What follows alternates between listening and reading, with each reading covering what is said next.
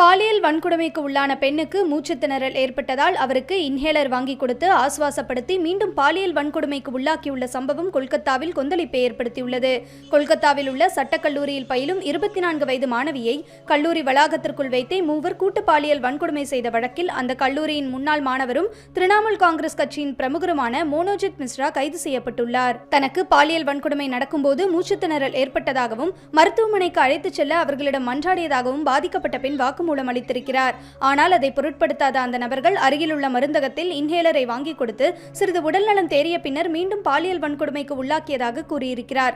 முக்கிய குற்றவாளியான மோனோஜித் மிஸ்ரா முன்னதாக பலருக்கும் இப்படி பாலியல் தொல்லை கொடுத்ததாகவும் இதுகுறித்து கல்லூரி நிர்வாகத்திடம் புகார் அளித்தும் பயனில்லை என மாணவிகள் குற்றம் சாட்டுகின்றனர். ஏற்கனவே காவல்துறை அதிகாரியை தாக்கியது, மாணவரை கொலை செய்ய முயன்றது என இவர் மீது பல புகார்கள் இருப்பதால் இதில் இருந்து அவர் தப்பிக்காமல் இருக்க கொல்கத்தா காவல்துறையினர் இந்த வழக்கில் புதிய பிரிவுகளை சேர்த்திருப்பதும் குறிப்பிடத்தக்கது.